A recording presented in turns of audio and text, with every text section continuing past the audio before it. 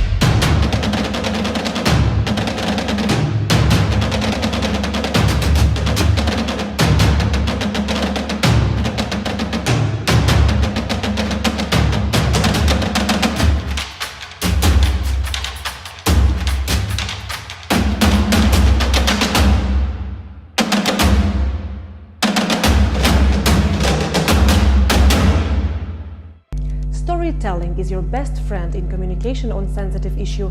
There is a special video on storytelling on Freedom Lab, so go watch it. For sensitive topics, the most important is to give voice to the people. to torture survivors, to women who suffered domestic abuse, to a lawyer or a journalist who are facing threats just for doing their job. Let them tell their story, speak with them, not on their behalf. When it comes to sensitive human rights communications, it's very different from media reporting.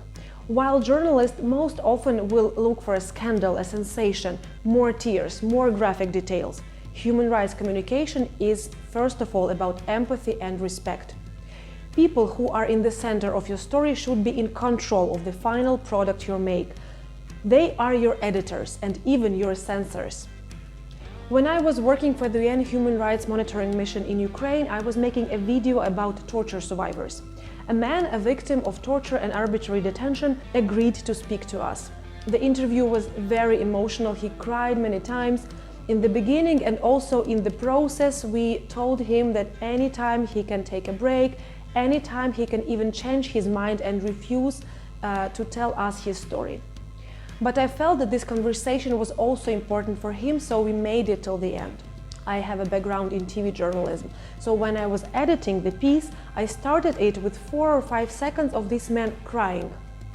Every media person will tell you it's a good start. Draws attention, triggers emotions. So when I finished, I sent the final product to my interviewee, as he is in charge. And the only thing he asked me to remove was these 4 or 5 seconds with him crying. "This makes me weak," he said, "and I'm strong." Of course, I removed this piece, and I think I shouldn't have put it there in the first place. 2 conclusions from this example. First, human rights communicators should empower. Second, people whose voice you are bringing are in charge. One photo says more than 1,000 words. It is a cliché, and yet it is true. Look at these photos by an Italian photographer published by The Guardian. As the article explains, the photographer investigates double taboo of homosexuality and old age in Italy. These are intimate portraits of gay men and lesbians between 60 and 90 years old. These photos show how simple life scenes can create warm and family-like atmosphere. This project is an inspiration. It is about love, isn't it? And love is a terrible thing to hate. Raising the issue through a human story is a classic and great tool. But what are other ways to communicate on sensitive issues, to change attitudes and behaviors, to fight for human rights-based and non-discriminative policies?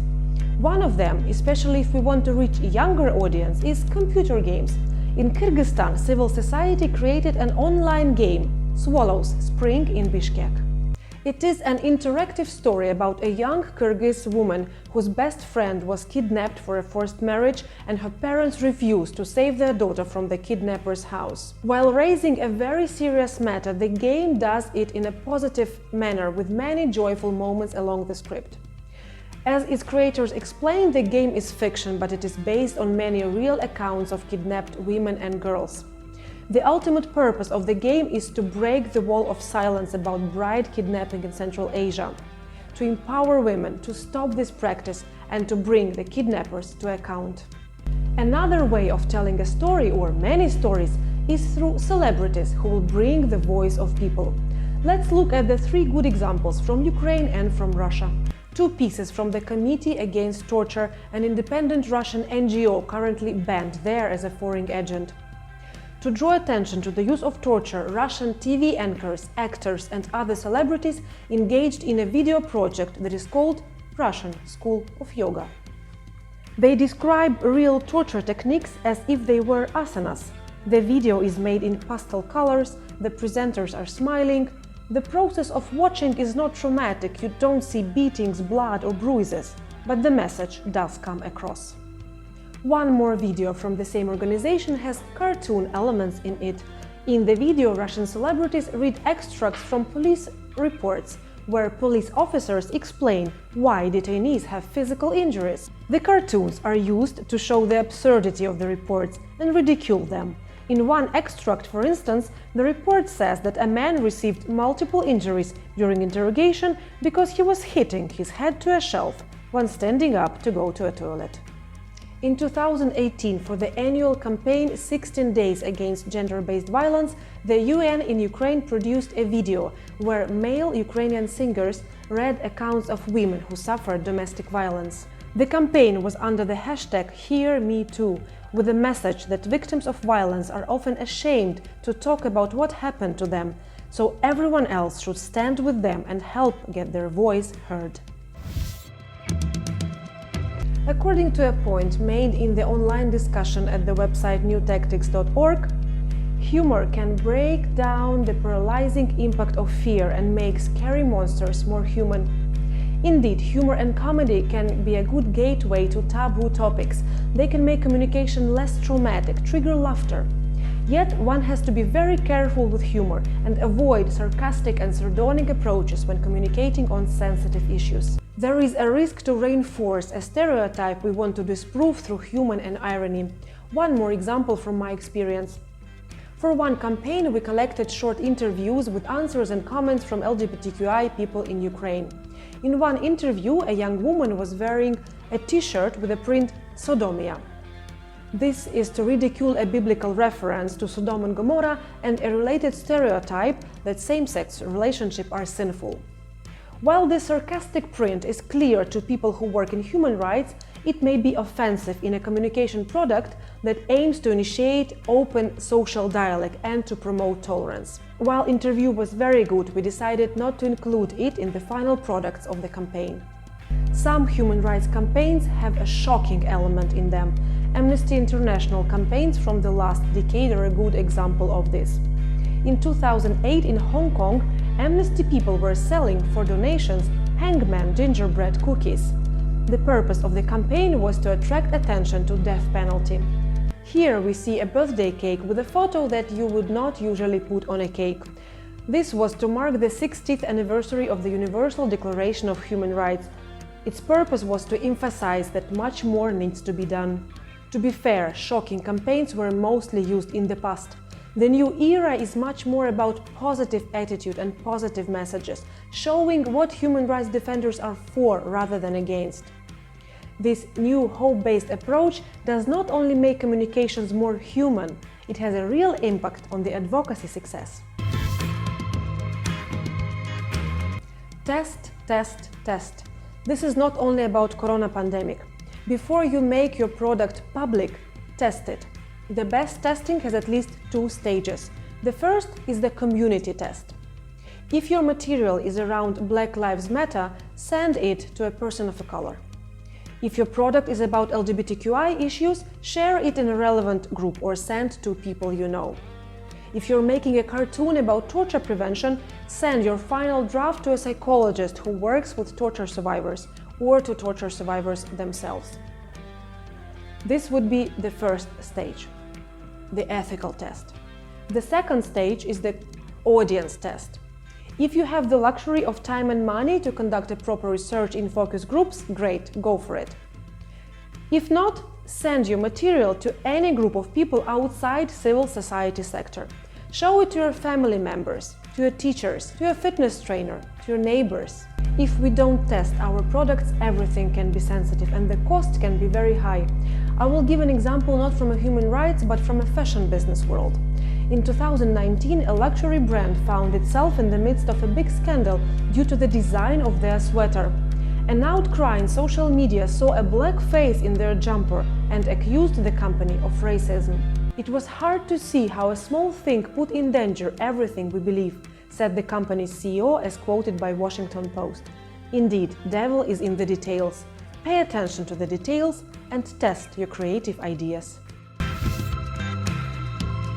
Human rights defenders around the globe continue their relentless fight against injustice, discrimination and attacks on freedoms. To win this battle and to succeed in your advocacy, the best language you can use is the language of hope, support, love and empowerment.